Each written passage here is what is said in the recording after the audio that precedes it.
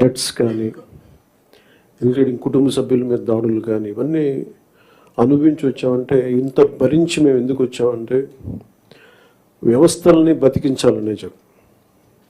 గత ప్రభుత్వం కళ్ళ ముందే మీలాగా చదువుకొని సివిల్ సర్వీసెస్లోకి వచ్చి మీరు ఎంత కష్టపడి ఐఏఎస్లు చదివి ఉన్నాలో, ఎంత పోటీ పడి లక్షలాది మంది పోటీ పడితే a handful of collectors would come out and emerge out. అలాంటి ఒక ఎమినెంట్ వ్యవస్థని, బలోపేతమైన వ్యవస్థని గత ప్రభుత్వం దాన్ని ఒక ఆటబొమ్మలో చేయడం మా అందరికీ చాలా బాధ కలిగించింది. మేమందరం కూడా దేనికి బయటకు వచ్చామంటే ఈ వ్యవస్థని బలోపేతం చేయాలి, వ్యవస్థని బలహీనం చేస్తారని చెప్పి at the cost of our life దెబ్బలు తిని, ఒకవేళ మేము రాకపోయినా కానీ ప్రజాక్షేత్రంలో నిలబడి ఈ వ్యవస్థని బలోపేతం చేయాలని ఉద్దేశంతో ఇక్కడికి వచ్చాం.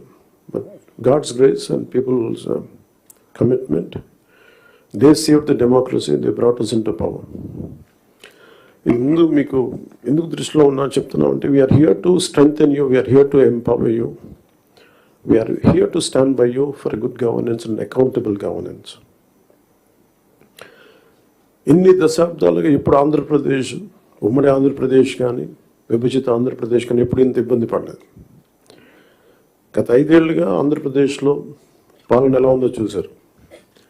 గతంలో చాలామంది నా సన్నిహితులు, సహచరులు కొంతమంది చెప్తా ఉన్నారు, ఇదివరకు ఆంధ్రప్రదేశ్లో పనిచేయాలి బ్యూరోక్రాట్స్ అని అనుకుంటే ఐఏఎస్లు కానీ ఐపీఎస్లు కానీ ఎనీ సర్వీసెస్ నుంచి పోటీ పడేవాళ్ళం. ఇదివరకు ఒక మోడల్ స్టేట్గా ఉండేది ఆంధ్రప్రదేశ్. ఇప్పుడు కూడా model state in the last 5 yearsలో.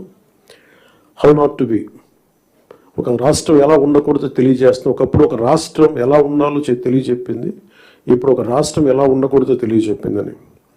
So we want to bring back, to take it back to the old state of under the leadership of dynamic leadership of Honorable CM Sri Chandrababu Naidu garu. ఆయన అనుభవం, ఆయన దిశానిర్దేశం ఈ రాష్ట్రానికి బలంగా మేలు చేస్తుందని మీ అందరికీ తెలుసు, మా అందరికీ సంపూర్ణ నమ్మకం ఉంది. నేను పంచాయతీరాజ్ రూరల్ డెవలప్మెంట్తో పాటు forest science and technology, environment